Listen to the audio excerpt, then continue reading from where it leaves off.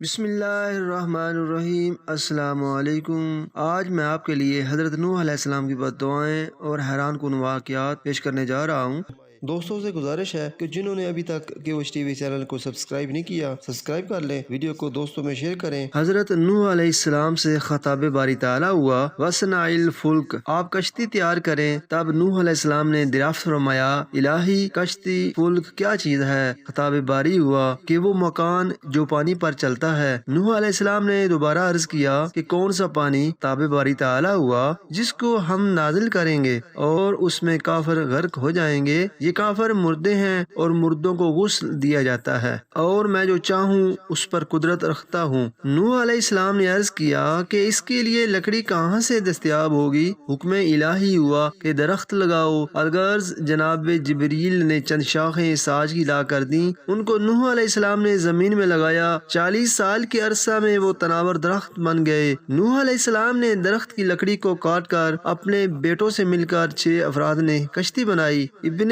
عباس کی روایت کے مطابق کشتی کی لمبائی 660 گز اور چوڑائی 330 گز اور اونچائی 33 گز تھی۔ نوح علیہ السلام کی بیوی اپنی بیٹی کے ساتھ گھر میں روٹی پکا رہی تھیں کہ ایک دم تنور سے پانی ابلنے لگا، تو وہ اس حیرت انگیز واقعہ کو دیکھ کر نوح علیہ السلام کے پاس بھاگتی ہوئی آئیں اور سارا واقعہ بتایا، جس سے آپ نے سمجھ لیا کہ وعدہ الہی پورا ہونے کا وقت آ گیا ہے۔ اس وقت حکم الہی ہوا کہ جانوروں کی ہر قسم کے جوڑے اپنے ساتھ رکھیں، احمل فیہا من کل زوجین اثنین۔ اس کے بعد حکم الہی ہوا کہ کشتی پر کوئی جانور جفتی ملاپ نہ کرے، توالد و تناسل نہ ہو، تاکہ کشتی میں گنجائش کی کمی نہ پڑ جائے۔ اسی طرح کوئی مرد اپنی عورت کے ساتھ کھانا نہ کھائے اور شراب بھی نہ پیے، تاکہ خواہشات نفسانی کا سبب نہ بن جائے۔ اس کے بعد حکم ہوا کہ اب اپنے جد اعلیٰ آدم علیہ السلام کے جسد مبارک کے لیے ایک تابوت بنائیں، تاکہ پانی برسنے اور سیلاب کی موجوں کی وجہ سے ان کا جسد مبارک متفرق نہ ہو جائے۔ الغرض نوح علیہ السلام نے چوب شمشاد ساگوان کی لکڑی سے ایک تابوت تیار کیا جو آپ کے جسد مبارک کے مطابق تھا۔ شیطان کشتی میں کیسے داخل ہوا؟ جب نوح علیہ السلام نے کشتی کا جائزہ لیا تو ابلیس کو ایک گوشہ میں چھپا ہوا دیکھا، تو اس سے دریافت فرمایا، تو کس کی اجازت سے کشتی میں آیا ہے؟ کہنے لگا، آپ کی اجازت سے۔ نوح علیہ السلام نے فرمایا، مجھے تو تیری آمد کا علم نہیں۔ کہنے لگا، آپ نے دراز گوش گدھے سے نہیں کہا تھا کہ ادخل وَإِن كَانَ مَعَكَ الشَّيْطَانُ؟ میں اس وقت اس کی دم میں لٹکا ہوا تھا اور اس کو کشتی میں داخل نہیں ہونے دے رہا تھا۔ جب آپ نے اجازت دے دی تو ہم دونوں کشتی میں آ گئے۔ دلچسپ واقعہ، ابو متی نصفی فرماتے ہیں کہ جب جانور یکے بعد دیگرے کشتی میں آنے لگے تو بکری نہایت دشواری کے ساتھ سوار ہو رہی تھی۔ اس وقت نوح علیہ السلام نے اس کی دم پکڑ کر کشتی میں ڈال دیا۔ اس کی دم ٹوٹ گئی اور اس کی شرمگاہ ظاہر ہو گئی، اور وہ سلسلہ اس کی نسل میں آج تک جاری ہے۔ اسی طرح بھیڑ کے ساتھ ہوا۔ بھیڑ جب آئی تو اس نے آپ کی اطاعت کی اور سیدھی طرح آسانی کے ساتھ چلنے لگی۔ نوح علیہ السلام نے اس کی دم پر ہاتھ پھیرا، اس کی وجہ سے اس کی چکی بڑھ گئی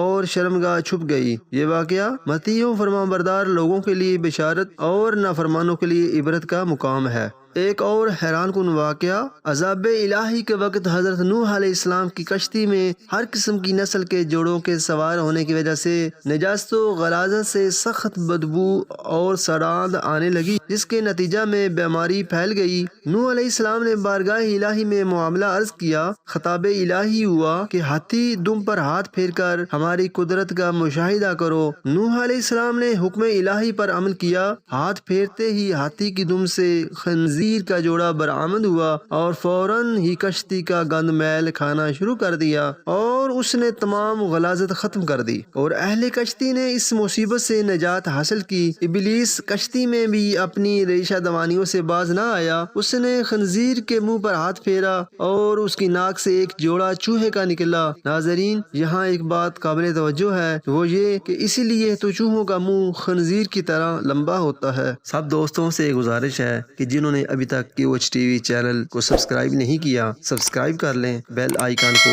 ہلکا سا ٹچ کر دیں تاکہ بعد میں آنے والی ویڈیوز آپ تک بر وقت پہنچتی رہیں، اور دوستوں میں شیئر بھی کر دیں۔ ایک اور واقعہ، کشتی میں آنے کے بعد نوح علیہ السلام نے کشتی والوں، انسانوں اور جانوروں کو حکم دیا تھا کہ وہ ایک دوسرے کے ساتھ مجامت میل ملاپ نہ کریں، لیکن چوہے نے اس حکم کا اتباع نہ کیا۔ اس طرح اس کی نسل بڑھتی گئی اور کشتی میں کثرت سے چوہے ہو گئے اور کشتی کے تختے کاٹنے لگے۔ جناب نوح علیہ السلام نے بارگاہ احدیت میں شکایت کی۔ خطاب الہی ہوا کہ شیر کی پیشانی اور دونوں ابروؤں کے درمیانی حصہ پر ہاتھ پھیرو۔ جیسے ہی آپ نے اس کی پیشانی پر ہاتھ پھیرا، فوراً شیر کو چھینک آئی، جس سے اس کی ناک سے ایک بلی نکلی۔ اس بلی نے تھوڑے ہی دنوں میں تمام چوہے ختم کر دیے۔ اس طرح کشتی والوں کو اس مصیبت سے نجات مل گئی۔